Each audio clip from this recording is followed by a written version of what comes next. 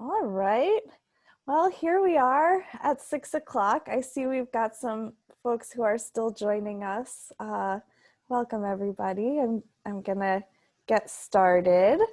Good evening. My name is Ariel Cates. I'm the Director of Programming at Village Preservation. So glad that you all are here with us. Just a little bit about Village Preservation. We have been documenting, celebrating, and fighting for the preservation of Greenwich Village, the East Village, and NoHo since 1980. We work to expand and extend landmark and zoning protections and stop inappropriate development, while also encouraging appropriate development in our neighborhoods. We host roughly 75 programs a year, all of which are now virtual, and most of which are free and open to the public. Our events are meant to illuminate the cultural and architectural heritage, history, and depth, and the value of preservation in our communities. We're a nonprofit, membership-based organization, so your involvement and support mean the world to us. You can learn more at our wonderful new website, villagepreservation.org. And please consider becoming a member or making a donation if you're able at villagepreservation.org/donate. So I also want to give a very special shout out to our co-host for this evening, the Village Trip, and its fearless leader, Liz Thompson. The Village Trip launched in 2018 as an annual community-wide celebration of all things Greenwich Village. The revolutionary ideas, the experimentation, the wildness, the sheer madness and music, and radical history and joy of it all. So you can learn more at thevillagetrip.com. I am also very pleased tonight to welcome Village Preservation's wonderful new programs assistant, Lena Rubin, and to virtually introduce all of you to her. So hi, Lena. Join me in welcoming Lena. She's gonna be here with us in the chat and the Q&A this evening. So she and I won't be visible during the talk, but we will be here. If you have issues or thoughts, feel free to chat us. And if you have questions specifically for Meredith about her talk, please use the Q&A function and we will get to as many of those as we can following the talk. So without further ado, I am so pleased to introduce our speaker for this evening. Meredith Marciano has had a casting company in New York City since 1986 and is an avid photographer who has been documenting New York since the 1970s. Trained in film at USC, she worked as an industry location site in her native Boston before settling in the East Village in 1984, where she has lived ever since.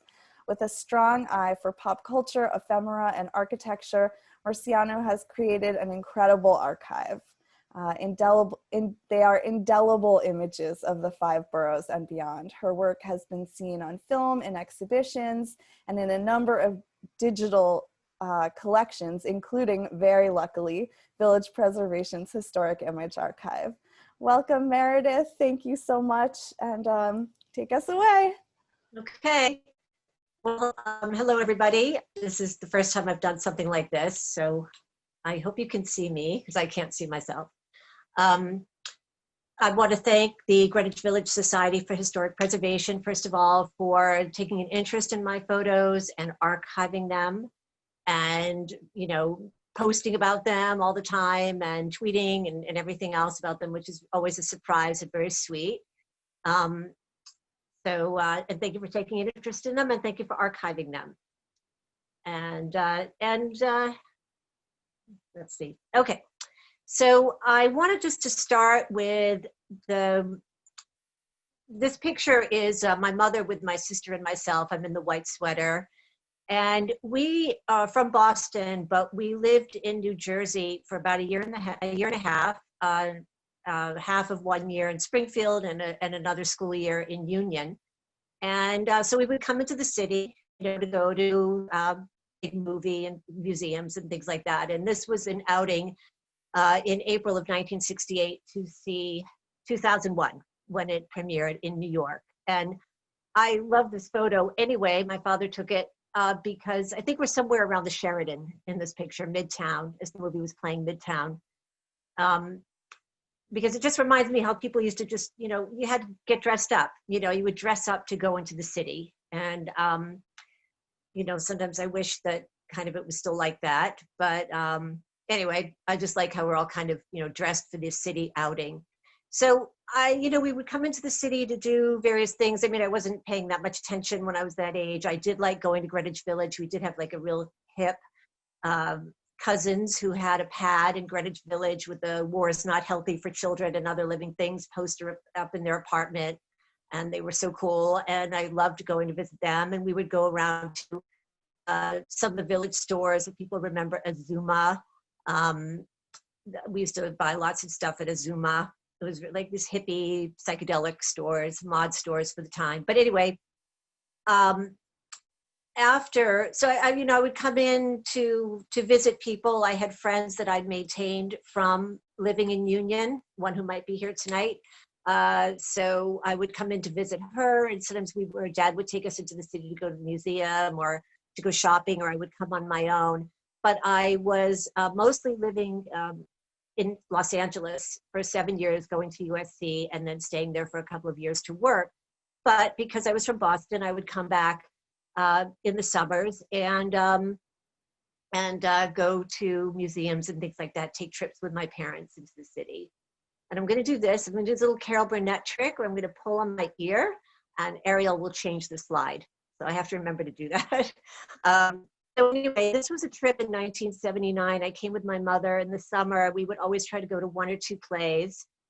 We saw Malcolm McDowell in Look Back in Anger and A Chorus Line.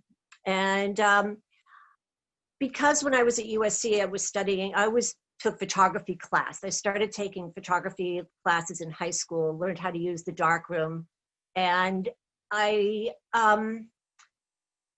you know, it wasn't like I was doing it full time, and also, you know, film was expensive and you had to think about what you wanted to film and the camera was heavy. And so it wasn't like I was out shooting pictures every day, but when I would come to New York, you know, I usually brought it with me when I went out. And this was taking the bus up Madison, I believe, to go to the Whitney. And I mean, I was right in the front. It might've been a crowded bus. And I just liked how the taxis were there and the, you know, the people kind of walking in the street. And I can't say that I planned that guy right there, who I think looks great in his t-shirt and jeans, you know, walking out into the middle of the street in front of the bus. But I'm glad that I caught that because I like that part of the image right there in the corner of the window. So this was a trip in 1979. And after we went to the Whitney, we went up to the Plaza Hotel and looked out the window there, and I caught this image of Central Park, which I can't believe it now when I look at it, how deserted it was on a summer day. You go there now and it's completely packed with people and horses and taxis and buses, and you can't see the street. You know, it's just millions of bicyclists and runners, and it's great, very chaotic nowadays. But I can't believe, you know, we always think of New York as always being crowded, the city, but actually there were parts that, you know, weren't really that busy all the time, you know.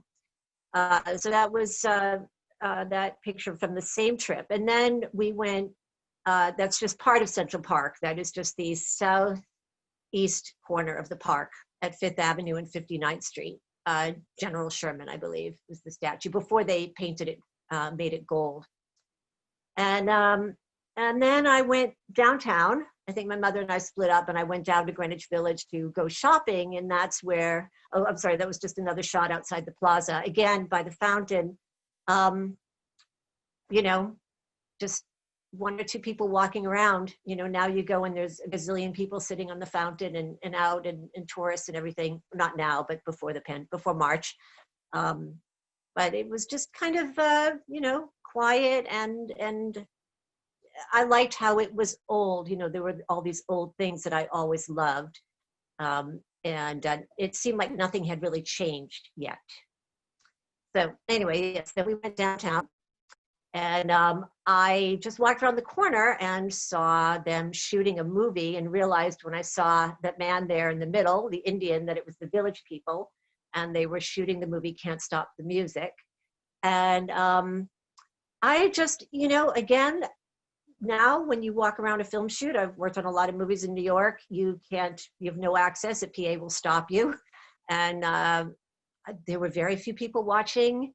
I mean, I think this guy right in the front wasn't, was also just watching, and all those people on the side, like right by the action and right by the principal actors. It was just very cool. I just kind of, I was studying filmmaking at USC, but I hadn't worked on a big movie yet or anything at that time. So this to me was just kind of a thrill to stumble on a movie. And Valerie Perrine was in the film as well. I had a few other shots where Valerie Perrine is in the background, but I was a fan of hers at the time. So I stopped and watched the movie shoot for a little while, and then I walked around the corner, and I came upon this street, which is Grove Street. This was just around the corner from the film set. And I just, I really don't remember. I just liked the way that it looked, and it was kind of deserted except for one car. And I just took the photo. I'm really glad I did. I always liked it. And I was really thrilled a year or 2 years ago when I got somebody saw it on my Flickr page, and an art department head, and asked if they could license it for a montage of what the village looked like in this era for the movie If Beale Street Could Talk. So I was very thrilled about that. Anyway, so these were just some photos of my little trips to New York before I lived there. And then actually the next two photos as well were actually just a year later. I visited a friend who lived on St. Mark's at the time. And if anyone is around, is listening, who was in the East Village around 1979, 1980, it was quite different than it is now. And it was a lot of punk rock. And it was pretty quiet, during the day. And I was just standing there, and I liked how there was graffiti on this old church, which is now a massage place on St. Mark's, and, one lone punky kind of guy walking by. So I was just visiting with a friend who was looking at an apartment here. And while he was running up and down looking at some apartments, I walked around the block. I didn't live here then, so I didn't really know much about where I was, but I just walked around the block to see what I could see and shoot some photos, because I thought it was all very interesting. And I passed this man here who was sitting, I think this was either across the street I think across the street from that last shot. I saw this great guy sitting on the steps of the building that's on the Led Zeppelin Physical Graffiti album cover. And he was just all gray and blended in with the gray lion. And I asked him if I could take a picture of him, and he said yes. And I always like that picture, because also now when when you're around the East Village, there used to be a lot of older characters walking around. Now you don't see so many older people walking around. They're still there, but it seems, like a lot of young people and whatever. You just don't see that many just dapper older people standing around or sitting around. So anyway, okay, so moving on. So basically I went back to LA, and I was in LA until 1984, and I was doing volunteer work with the Los Angeles Conservancy, and I was doing photography for them and giving some tours. And I was very interested in old buildings. And that really, as much as I always liked old things before I moved to LA, it really blossomed in those years, because LA was so filled with Art Deco, especially. I loved Art Deco, with Art Deco buildings everywhere. Like every apartment building would be Art Deco that you would drive by in certain districts. And they were just apartment buildings, but that was the style that was prevalent. And I would just drive around, and I have many contact sheets filled with images of great Deco buildings in LA, especially ones that weren't famous or anything, apartment buildings. And unfortunately, I didn't write down any addresses. So I could tell you where they all are, but hopefully someday somebody could identify some of them. But so I was doing some photography for them, and they're the ones, because they wanted me to shoot some certain buildings for their brochures. I've always, I've had cameras and I'm not the most technical person in the world. So I never wanted a lot of bells and whistles. You know, I just, the f-stop and the shutter speed was enough for me. And I remember having to do some pictures that they wanted a flash to shoot inside some houses and a wide angle lens to be able to get more of the building. But I never really, I don't know what happened to that wide angle lens. I didn't continue to use it. I tended to have one camera, simple old camera with one prime lens on it. And if it captures what I'm interested in, great. If it doesn't, I don't take the photo.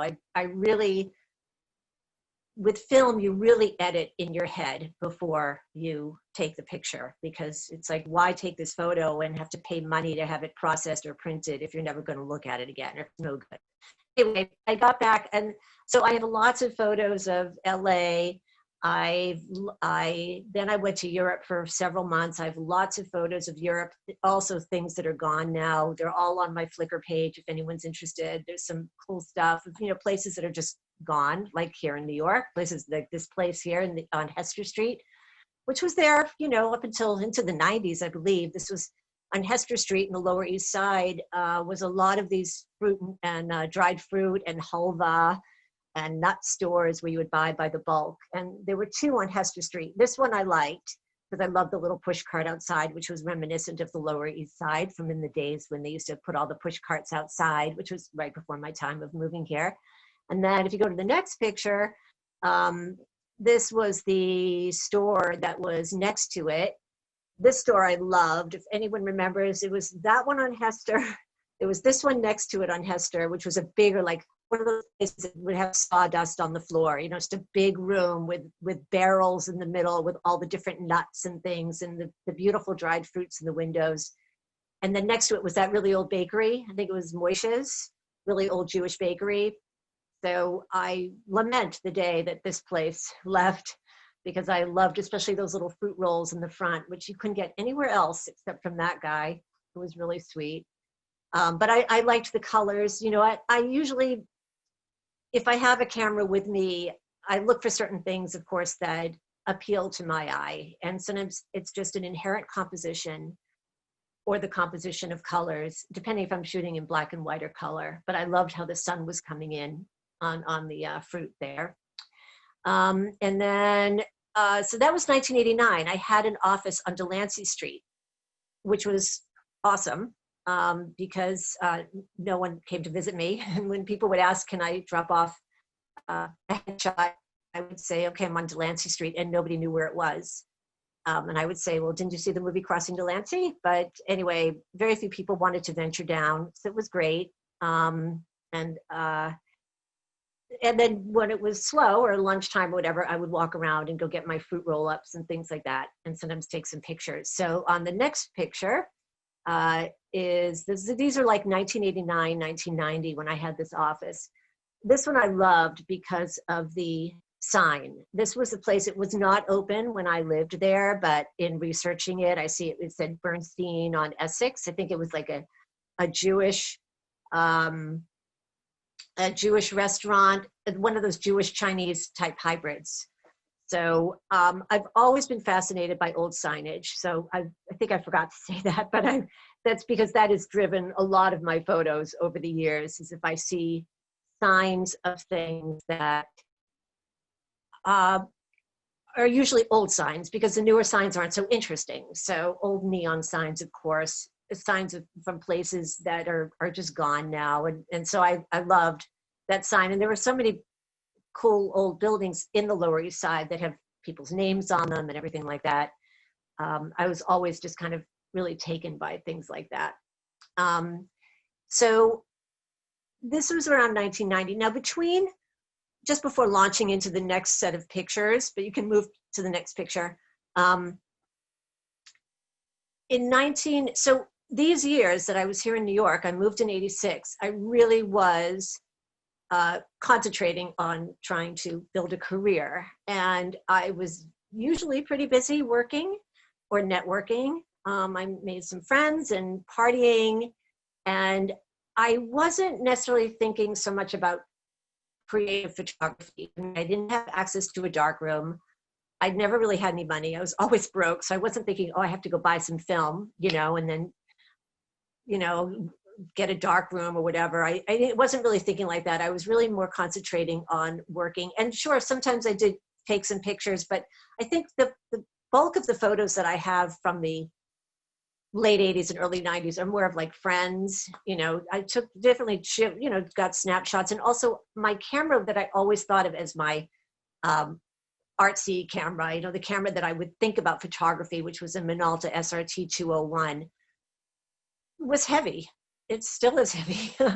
I don't use it anymore, it broke. But, you know, so I had like a little point and shoot 35 millimeter camera. I would have a series of those. And I also had a lot of Polaroids because of doing casting. We were always taking Polaroids of people. And I have great boxes of Polaroids of people here from New York who came into like music video auditions, commercial auditions, and I had some wacky auditions. So, you know, whether it was the drag queens, the first few bunch of people that got tattoos, you know, I was always having, for music videos especially, always having to see interesting people, have them come to my office, and I would shoot Polaroids. And I have a lot of those Polaroids. So I also have just a lot of Polaroids of friends and things like that. I wasn't walking around with my Minolta camera. I wasn't really thinking about creative photography at these years. Then I had kids, and I have a gazillion shots of my kids, you know, from 95 to like 2005 or 2010. I mean, I was still shooting with point and shoot cameras. I have a few like kind of artsy photos where I did get some black and white film in the 90s and took some photos of them, and did rent a darkroom one day on 19th Street, I think it was. But for the most part, I was thinking more of snapshots, Polaroids, and working. But we were living down in Tribeca and Liberty Tower. And when we moved to Liberty Tower briefly from 95 to 99, first of all, it was fascinating to look out of the window and see our reflection of Liberty Tower in the World Trade Center. That's the one you're looking at right now. So early in the morning with the sun in the east behind our building, we were on the 26th floor. I would watch our building in the reflection of the World Trade Center. And I was constantly looking out the window at other things, and also bemoaning the fact that I'd heard that there was this fabulous Singer building that had been there years before, but was no longer there. And I just wished it was there because we would have looked out onto it. But I would say a little bit of my interest in old architecture was renewed just being down on Liberty Street because I was surrounded by it. You know, it was the first time I went down to Stone Street, which at that time was not before like all the bars opened up and everything. It was just this little street with an old like chalet type restaurant on it that was closed. You know, it was just very kind of deserted, and there were all these old signs everywhere. And I started to walk around, and one day, now you can go to the next slide.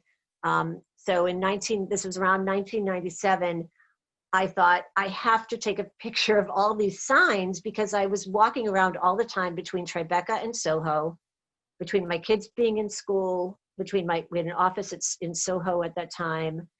And I was passing all these different buildings around Tribeca. I would always go on different streets, and it was just chock full of old businesses. And I knew, I'd heard that, you know, in earlier times, it was like the radio district. And it was always great for buying, you know, cheap stuff. You know, there were so many stores that just had boxes in the windows of shoes and shirts and clothes and, you know, everything at a discount, closeout stores. The stores didn't have names. You know, and even in the late 80s, I was just going down there to go into the shops. But here now, 10 years later, I thought, I really have to, you noticed that things were changing. That's when I first really realized that Tribeca was starting to change. And there was starting to be some construction and some high rises, and things were being torn down. And I thought, oh my God, these old signs are not going to be here forever. So this next series of photos, Ralph's was like a discount drugstore. I mean, Ralph's had everything. Ralph's was just one of the stores that just said you go in for shampoo, Band-Aids, food. And it's kind of like the way a drugstore is now, but it was supposedly a little bit discounted. So, yes, and Bill, I see the questions. Okay, so move on. Uh, Next slide, please. So the next few photos are just images that I tried to take where I could see the most of the sign possible of different concerns that were in Tribeca that I really had a feeling wouldn't be there much longer, for the most part, because they were already closed. So I figured their days were numbered. And, there was, usually, I usually don't like cars in shots at all. Now, of course, these are 1997-ish, so, it's an older car, which is okay. But I usually try to avoid the car. So that's why some of them might be a little bit askew or off center, because I was trying to get a shot of the sign. But there's always a car in the way. But anyway, this I loved. I loved how it says juvenile shoes. I mean, I loved the language of the old stores in what they were selling. I love when you see signs that are words that people don't use anymore. So children's shoes, it says juvenile shoes, which I thought was so cool.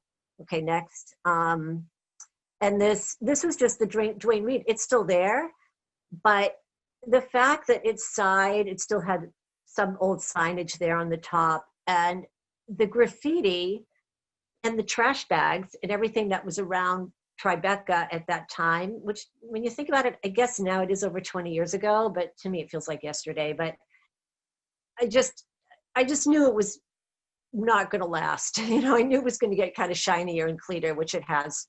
But I did want to get that. And graffiti, of course, I always kind of liked as well. And you can go to the next one. These were just all these stores that are around Dwayne Reed, Thomas, Worth. Now, the Fountain Pen Hospital is still there, but well, I loved it, of course, anyway, because, I never knew that many people who used fountain pens, even in the 90s, but they have gotten a new sign. So I just like the fact that it said fountain pen. I love the names of the stores and the typography, and that it had graffiti all over the front of it, and nobody seemed to care. And next to the Fountain Pen Hospital, on the next slide, was this place, Zermo Firearms and Hunting Equipment. And yeah, well, that was closed by that time too. But this is gone now. This is a high rise right there. I don't know what the graffiti stood for, but I just thought, that was a very old concern that didn't seem very popular anymore in Tribeca, the Tribeca of the future. This one I adored. This was on Thomas Street, 70 Thomas Street. And I walked by there and I just thought, this looks like out of a movie set, cordage, twines, ropes. I've never been able to find what the name of the business was, unless it was just called Cordage. I don't know. But I was fascinated by that one just because I couldn't believe that sign, which seemed older than a lot of the other ones, was still there. And let's see, the next one. Oh, this was right next to J&R. If you look like that way, it was J&R that was on the corner. I think it's Beekman. And I just, again, what can I say? I just loved old signage. So it was very random that I got the Hasidic man walking in front of it. I like that. And that place is gone. Now, we used to, sometimes there was a bus there, like the 103. And we would wait for the bus. Sometimes when I picked my kids up wherever they were down there to go, I guess back to the East, we're back in the East Village. We'd wait, and sometimes we'd go in there and get something to eat while we were waiting. And you go into these places and you wouldn't necessarily think they were just going to be gone pretty soon, especially J&R. I mean, whoever thought J&R would leave, It's all gone now. But anyway, that was the lunch place was, I think, the first to go, and then J&R. Now the next one, these are just like basically my pictures of signage that I just thought was interesting. And the reason why I like this one, this is on Fulton Street, or Nassau, Fulton. I loved that if you see the top, it's was an old building. Always thought maybe it was a theater. I'm also very passionate about old movie theaters, and I'm always trying to guess, you know, what building was an old theater. And I thought, well, maybe that was an old theater, but it has this kind of ornate top. And then someone, like in the 70s, decided it was a good idea to put that tile or whatever on the front, make this slash down for a window. But I just thought it was fascinating because it's so 70s to me. I think I remember the 70s, the early 70s pretty well, because there were some kind of new things around Boston at the time that were all the same type of design and typography and things like that. And it just, like, I see that and so, oh, this was done in the earlier mid 70s, you know, and I just thought it was interesting how they took this beautiful, what could have been a beautiful old building, and just like slapped this bizarre thing on the facade. So I wanted to get a shot of that because I figured someday it would be gone. And actually, I haven't been down there in a while. I'm not sure if it's still there or not.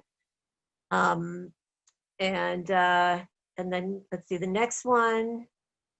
Okay, so the next one is being back in the East Village. So I definitely went around Tribeca, and I have a lot more photos as well of some Tribeca signage. Again, they're on my Flickr, and I have given them all to the archive, but I am re-scanning them because when I first got a scanner, I wasn't really, as I said, I'm not the most technical person, so I think I just put my negative in the scanner and hit like auto scan, and now I'm a little bit more careful and try to just punch them up a little bit so things are a little bit more clear. So I am rescanning them, and they will be eventually on the Greenwich Village Society's archive page. Better qualities in case anyone ever wanted to buy anything from them. They'll be better quality. So walking around the East Village. So I've always, beside that 4 years living down by Wall Street, I've been in the East Village since 86 or 87. And always walking around the East Village, fascinated by what was kind of left from its previous years. And this was this drugstore is still there. It was last year, but of course they have a new sign. So to me, it was just to get the sign before it was gone, and also the little meat place next to it. I mean, that was, I think, long gone. But the drugstore is still there. But of course, it just has a regular plastic, you know, whatever it is, awning. It's not so interesting anymore. And yeah, things were more closed, you know, definitely. It wasn't like everything was open on a Sunday like it is now. And, you know, or they, you know, places always seemed to be closed, whether they were closed because they were no longer open and they were just waiting for someone else to come in and rent them and tear down everything. Okay, in the next shot. So these are a couple around the East Village because I also have gotten a lot of shots in the East Village over the years. This is Lanza's, which the original Lanza's. It was before it changed a few years back. I just like the sign on that one. And if you go to the next one, this I love.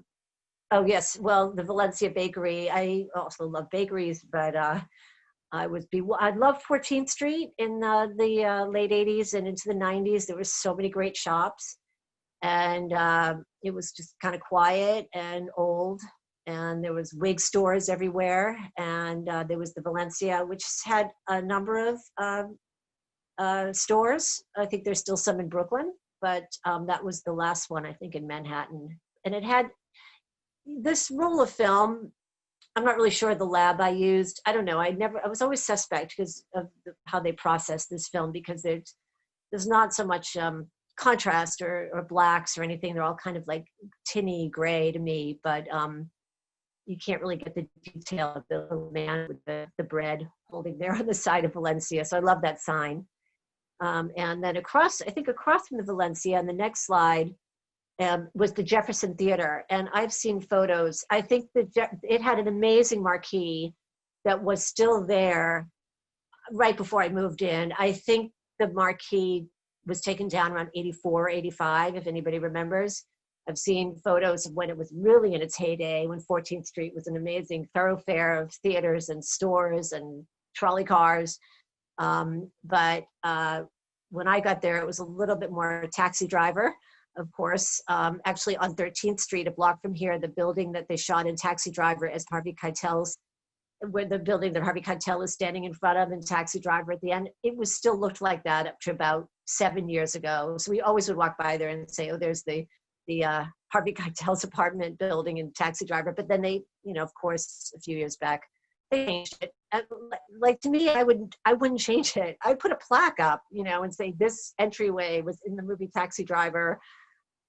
And instead they just made it very generic, you know. But anyway, I digress. Jefferson, me being an old movie theater buff, I was fascinated by this, knowing that it was probably an amazing theater before my time.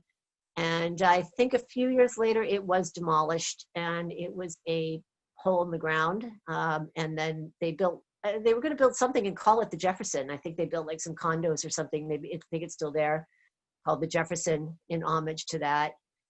But I'm always fascinated. You know, there's a really old theater on Canal Street by Essex that, you know, they're all used for storage for places and you can't get in. They're all boarded up outside. And then, of course, there was the amazing theater across from Pyramid on Avenue A that was a grocery store. And you just knew that, like, behind the store was a huge abandoned theater with a balcony, and that kind of stuff always fascinated me. I was never brave enough to ask if I could take a look, though. Okay. Oh, and the next slide is another. These were all 14th Street. 14th Street was chock full of great stuff up through the late 90s. The Thomas Beauty Salon, which of course is now Beauty Bar, just was like kind of an old. I choose the expression old lady beauty parlor, but that's kind of who was often in there, because of course now I'm in that age category. But it was that kind of a place. And I love that it was open, and yet, you know, they didn't care that the sign was falling apart, you know. It wasn't such a big, places didn't have to be Instagram ready at that time, because not many people were walking around with cameras and not everything was photographed. I mean, I have to say, I'm really happy that I got a lot of those pictures in Tribeca, especially like the Portage Place or the shoe store, Goodwear Shoes, because when I've looked now, or a few years back, to try to identify those places, when I like forgot which street it was on, there's no information. I mean, there's so little information, no other images. So it's like, wow, do I have the only picture of Goodwear juvenile shoes? You know, I guess so, but does anybody care? You know, does anybody else care? I don't know. But I thought somebody must care out there. It's just part of New York history, you know, an area that has so changed over the years. Okay, next slide is, I love this because, again, this is on 14th Street. Not so much the samovar was great, but I loved how it said modern furnished rooms, singles and doubles, day, week, by the day. Just because you wouldn't see that kind of sign now, you know. So I just wanted to get a shot of that sign because I figured it would be gone. And yes, it is gone now. If you look at 209, and samovar is gone. And so, you know, and I did like how the lighting was on that one with the fire escape. So, you know, a lot of the times, you know, I often, I'm not grapple with, but I go between try to be creative in photography and just documenting. So it's like, even if I'm shooting an old sign, I try to be a little bit creative with it, or try to get the best angle that I can given my limited equipment, you know, having like one old camera with one lens, and not even thinking about like the time of day, or I try to time, I'm a little bit more conscientious of now where the sun is and things like that. But so things aren't just in shadow, but you know, I can't say, you know, I'm always thinking, is the photo interesting? Is it an interesting photo that I'm doing, or is it a photo of something interesting? So I think some of these are photos of something that's interesting to many people like us, but I don't think of them as like great art photos. I mean, I think they're photos of interesting things that are gone, you know, and I kind of do, but I try to do my best anyway when I do them. And now with digital, and you can get so much more detail and angles and whatever. But this is just kind of a moment captured in time that's gone. So if you got it, you got it. And not many people are probably walking around feeling they had to take a picture of the modern furnished room sign. And then moving a little bit further down 14th Street, again, just also being a loving neon and things like that. This was a coffee shop.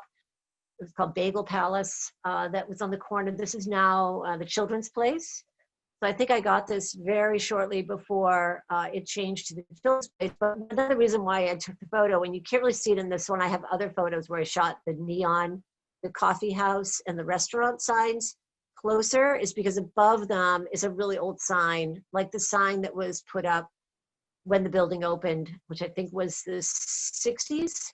And it's just this old sign, you know, it says like apartments for rent, you know, with a phone number, no area code or anything, because no one needed an area. It was automatically 212. So anyway, that was one of the reasons why I took the picture, although you can't see it in this photo, but I have others. But I loved that little apartment sign because I figured, I wasn't even thinking that the coffee shop was going to be gone. I just figured eventually somebody was going to move the apartment sign. And then anyway, it closed. And then coming into the East Village, close to my apartment here, was of course the classic Jade Mountain Chinese restaurant that everybody seemed to love. I loved it as well. This slide and the next one, I really, you know, you didn't think that the places were going to disappear necessarily. Wasn't sure Jade Mountain was going to go, but I think I got these, you know, not too long before it closed, which is sad because it really was good and it was really funky inside. And it had the greatest sign, chow mein. I mean, there's still some places in Chinatown, of course, that have great old signage as well, but you know, I look at them now. I went to a couple places in Chinatown a year ago, and I just go, "Oh my God, their days are numbered." I don't know, and this before COVID, but wasn't thinking that way. Just in terms of them being old, and thinking someday somebody's going to want to redo the sign. You know, thinking new is better when I think old is better. Okay, so now just veering away from the East Village for a minute, because I really love New York. I often went to other places to walk around and just explore. So this is interesting. This shot and the next shot, but stay on this for a second. So one day in 1986, I was with a friend and I just moved here and we were also World's Fair buffs. So I think we were driving out to the World's Fair site in Flushing to go to like some World's Fair swap meet or reunion. And I remember it was just like on a park bench. I'm pretty sure I have some pictures somewhere. I have to dig them up because it was literally like 20 World's Fair nerds meeting at a park bench to show each other their souvenirs and things like that, and maybe trade or buy. I just remember going out there and seeing these guys, you know, with all this World's Fair stuff, but literally like not an organ, only semi. I was in we all parked in the parking lot of the museum and met on a park bench. But we were also into records so often, and I was driving that day, or my friend was driving, and came to visit who wanted to go to this thing. And we often stopped at record stores. Everywhere we went, we'd stop at a record store. And there must have been a record store here because this is in Woodhaven. And for some reason, I have this picture. So I saw this hair salon, and I loved it through the window because, again, of this 70s molded plastic decor, which you really barely see anymore. So now this was like 1986. So it wasn't even that old at this time. It was like 10 or 12 years old. And I loved how everybody had orange. I'm really into color composition too. So it's like me, I'd be like, oh my God, there's orange molded plastic and everybody's got an orange wrap on. Also the girl who's doing the hair, looks like she's looking out at me, taking the picture. Now, I could never remember where this was. I knew that this was Woodhaven. If you go to the next slide, this was my favorite. So this first bar, I just know that we must have gotten out of the car to go to a record store and decided to walk around for a block or two because we didn't know where we were. Having not been there, we were just on the way out to Flushing. And I saw this and I'm like, oh my God, look at that sign. And I just took that photo just as there was this woman staring up at it. So anyway, just a very quick side story. I've known through research, there's a Woodhaven blog that I've looked at where all the old, not old people, the Woodhaven people that grew up there, you know, share memories of Woodhaven. And people talk about the Circus Bar, which has been gone for a long time. And so I always knew that that was Jamaica Avenue. And I figured that the hair salon was in the same block or two, because we probably just walked for a block or two and that was it. It was very brief. So and no one has information about old hair salons, and I did not know the name of it. So over the weekend, just this weekend, I sent these two pictures to the Woodhaven blog, to their info at, Woodhaven, whatever, saying, does anybody know what these, I know where Circus Bar was, but does anyone remember the hair salon? And just now, about an hour before coming on, I got an email back from Ed Wendell, who runs the Woodhaven blog and Preservation Society, and he says he gives these Zoom talks like once or twice a month as well about old Woodhaven. And he said, I've seen this picture of Circus Bar before. It's been around like through, the internet, through my Flickr page and shared with Urban Archive and things like that. It's a popular shot. He goes, that's my wife in the picture. I've always loved that picture because that is my wife. So it turns out that is a woman named Josephine, who was married to Ed, who runs the blog. And he told me that the hair salon was called Valentine's. Remembers it very well. That was at Jamaica around 91st, and the Circus Bar was on Jamaica around at 89th. That's the corner of 89th. So two blocks down was Valentine's, and he said that was a really popular hair salon. Like everybody went there who lived in the area, and it closed in the early 90s. All gone. I don't know. I wish I had that orange plastic, molded plastic. That would be so great to have. Anyway, so those are my little foray into Woodhaven, which I can't say I've even been back to since. I often still go to the World's Fair site. I love that park. It's like my favorite park in New York. And I love all the rest of the little bakeries and everything around there. But usually I'm on, like Roosevelt, the Jackson, we went to Jackson Heights for many years to go. The kids had an orthodontist there. We would explore Jackson Heights. And I walked last year or 2 years ago, I walked from the World's Fair down to Jackson Heights. And then I think I took the subway back, but just to see what's still there. I'm always looking for old bakeries and old signage. So I got a few good shots a few years ago around there. But I can't say I've been back to Jamaica Avenue. So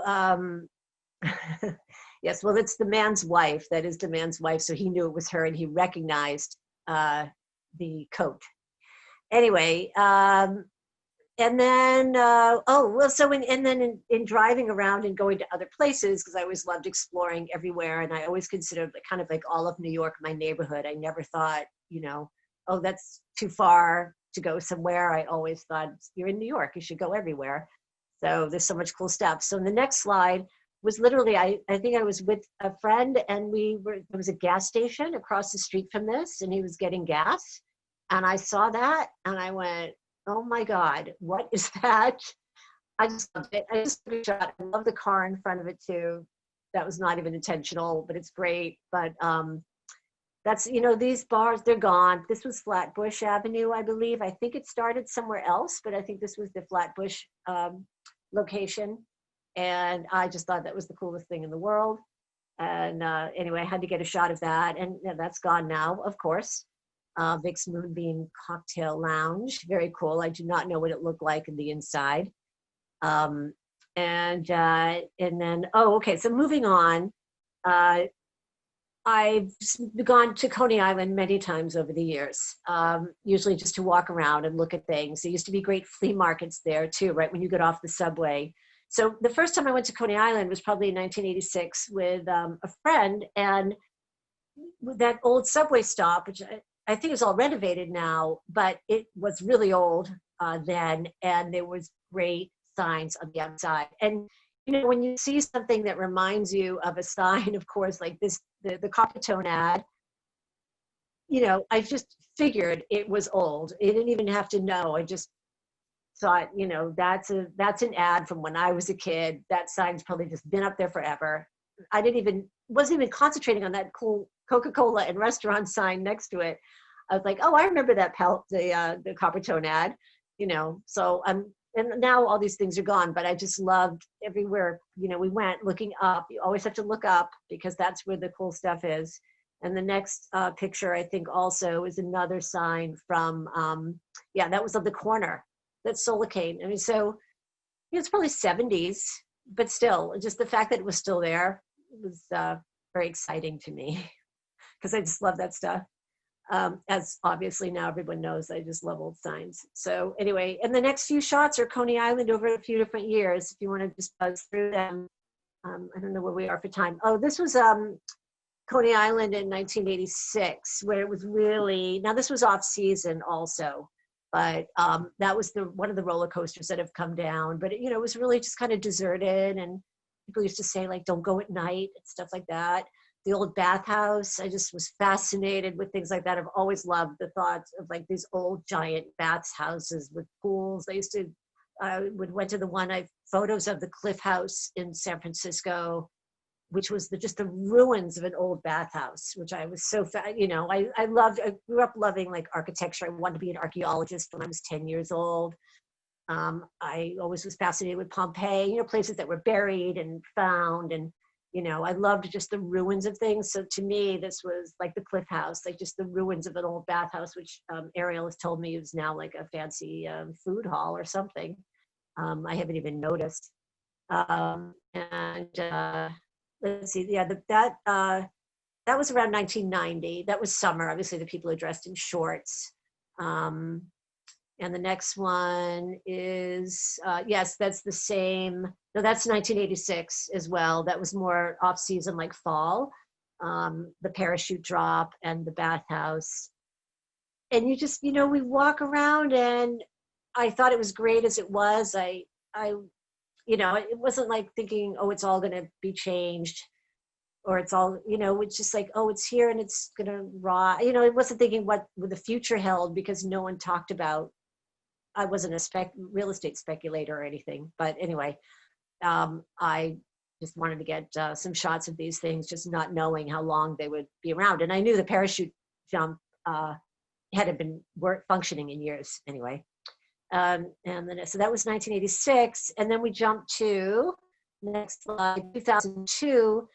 I think this is when I took one of those old subway rides, that the subway museum hosts, where they put you on an old subway car. And this might have been the first or second one, I think. I'm not sure. It was a long time, almost 20 years ago, I guess.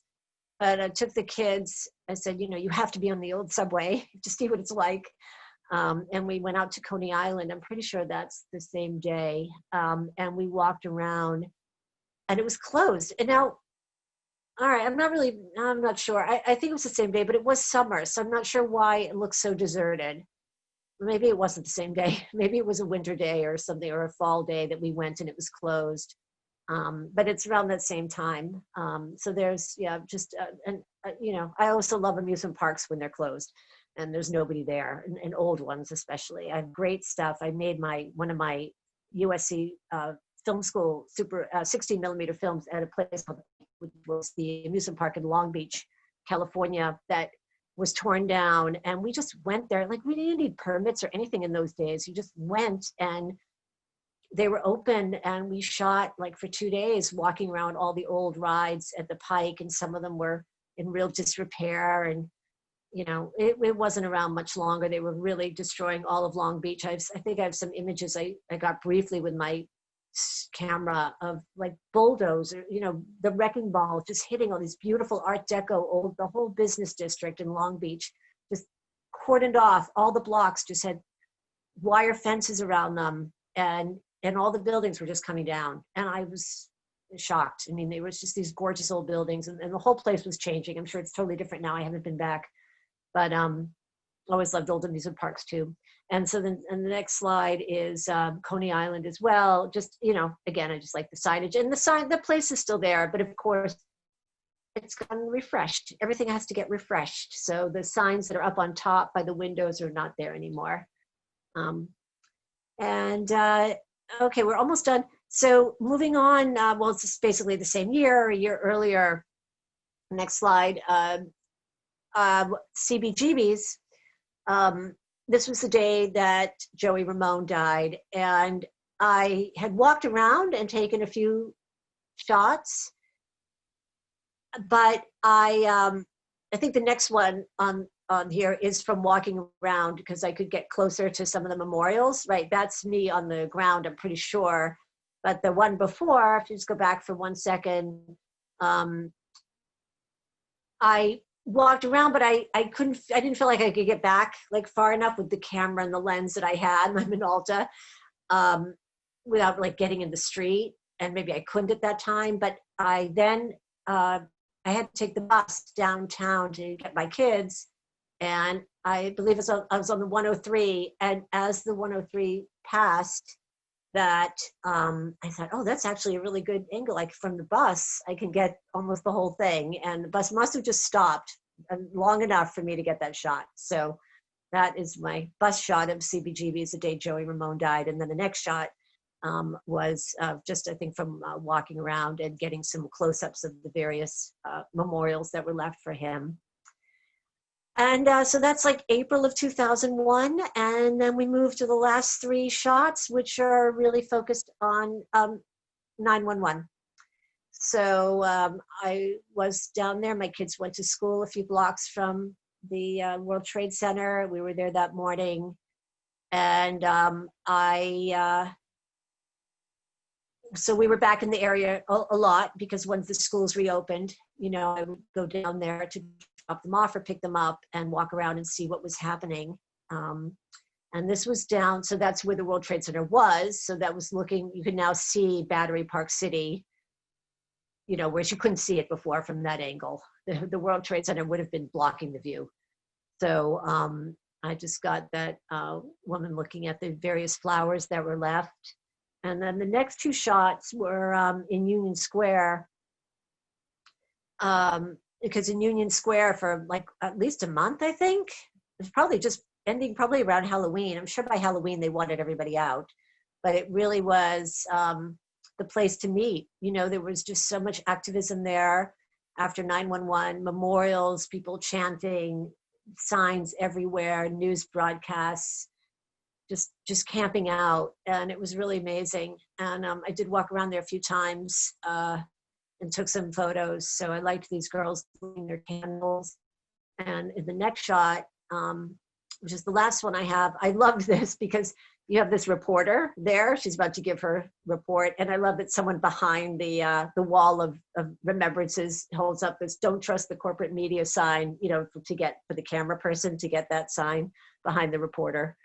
So that's actually, you know, I guess it could still be the same now. But anyway, that's where I've ended my my discussion of these things. I will say that, so this is 2001, you know, I was still probably shooting somewhat, you know, some film.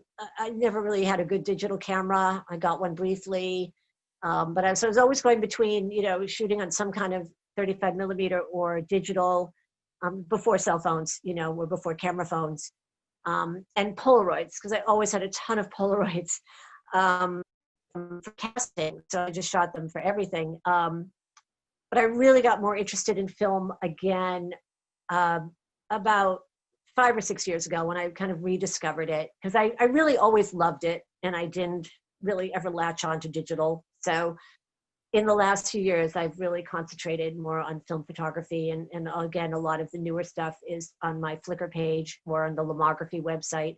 But I do tend to still like to shoot any old sign that I see.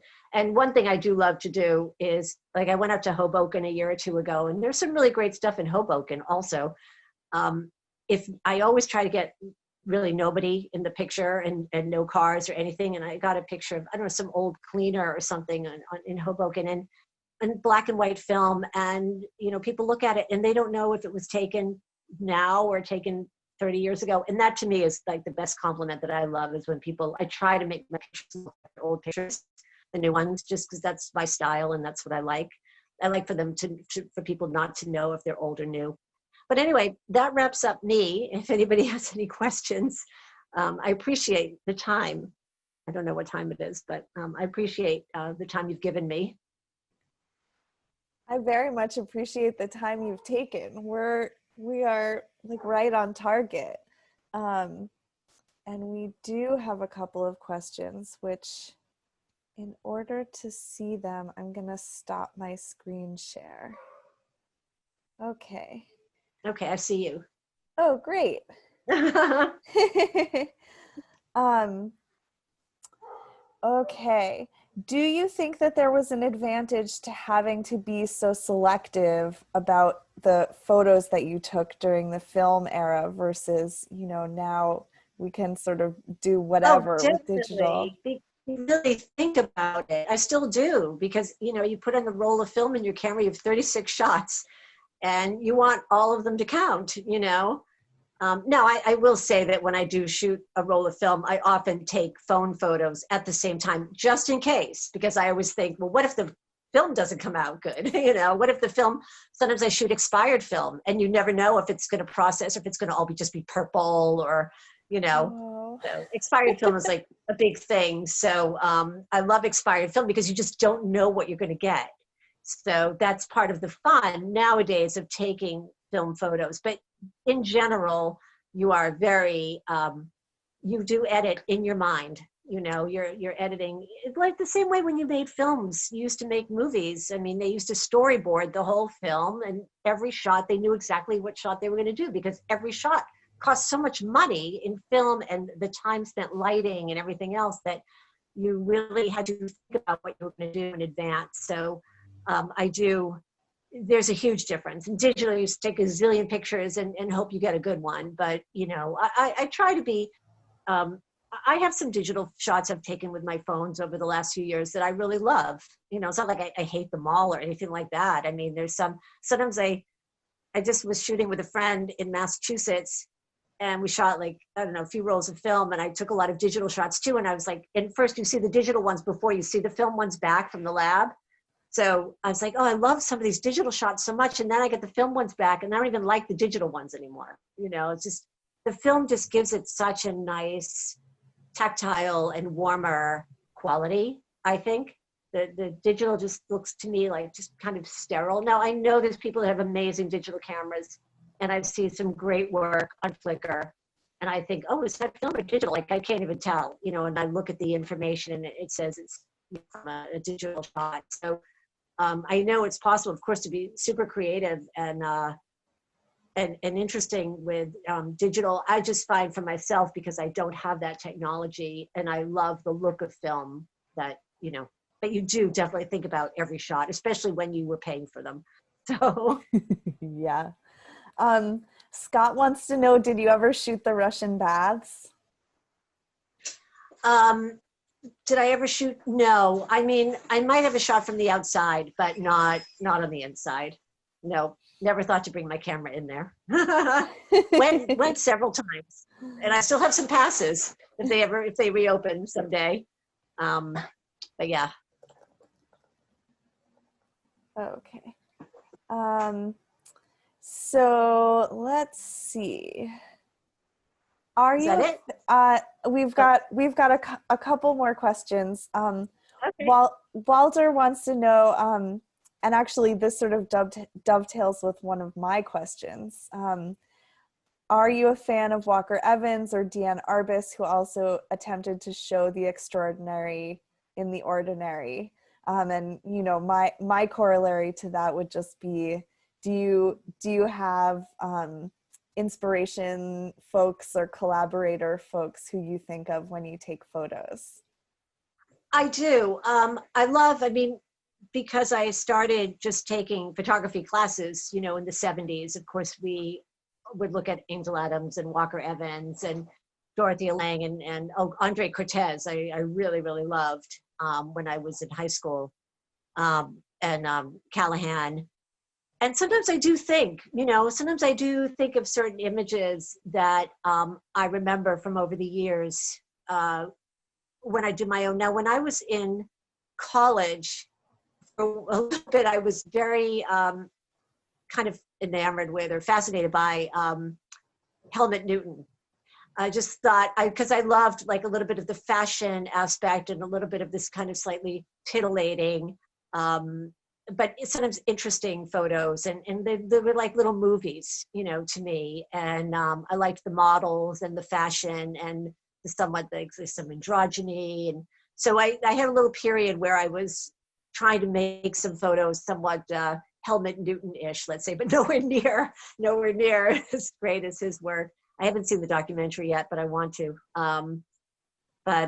You know, definitely, and I mean, even over the years, like I like, oh my God, the name just blanked me. You know, there's some very popular photographers. The one who just had their show at MoMA, Stephen Shore, people like that. You know, I love that type of photography as well. I mean, I sometimes think about people when depends where I am and what I'm doing and why. But I do sometimes reference, or sometimes I get ideas from something I'll see and I'll try to do something like it, you know, just sometimes as an experiment, you know, to see if it's me or, you know, you look at a picture and you say, well, you don't want to say, well, I could do that, because of course you can't.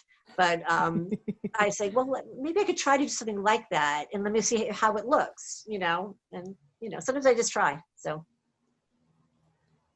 Yeah. Oh. I told you that was going to happen.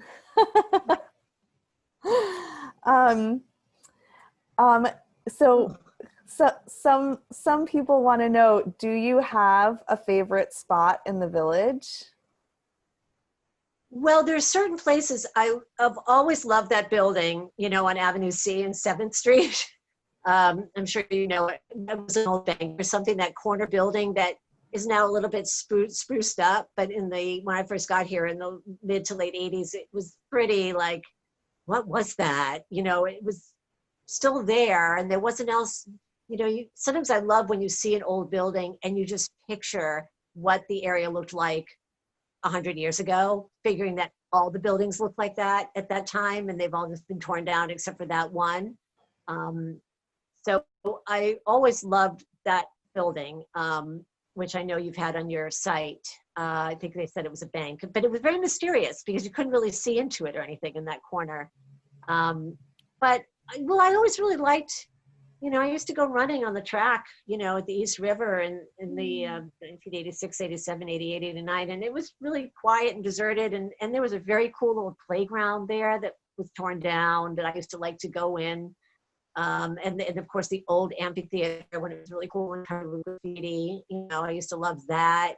And, you know, these places were all pretty like kind of deserted and now it's, you know, of course it's like you're in Grand Central Station sometimes with everybody else running and biking, and which is great, you know, but I liked it when it was more quiet, but anyway, I always liked that area. I always liked East River Park because of how old it seemed, like that area with it's like a circle. It looked like it was to be a fountain, but you don't really know for sure. There's some little statues, you know. I always liked the side streets and way, way, way east and the Lower East Side. When I had the office in Delancey, sometimes I would walk down Grand toward the FDR, and there were some really old apartments. There were just some really old buildings that just seemed like just out of another time. I mean, of course, even if it was 1990, they just seemed really out of another time, and they're all gone now. But that whole area has changed so much too. You know, I used to love Essex and Delancey and Broome and that old, there were so many old places that are just gone now, that only that hosiery shop that is just an old faded sign, you know, is still there. But pretty much everything else is gone. I used to love walking around there, like around 1990, late 80s and early 90s. So now I don't love it so much when it's just a ton of new cars that have no personality like the old cars do, and you know, just a lot of construction everywhere and scaffolding, and you know, it just takes something away from me. But you know, I'm glad I got what I got when I did. I think you're definitely not alone with that. Yeah. I'm going to close us out with one last question from Phil, which I'm curious to hear what you'll say to this. He wants to know, what is it about Decay that is inherently appealing?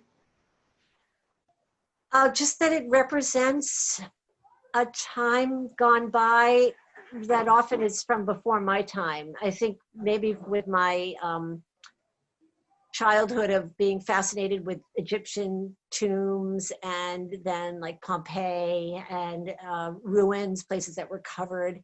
I spent months going around Europe just looking at, a column, I'd like travel really far to see like a column, that I read about in a book. And there was no one there. It was great. Nothing was touristy then,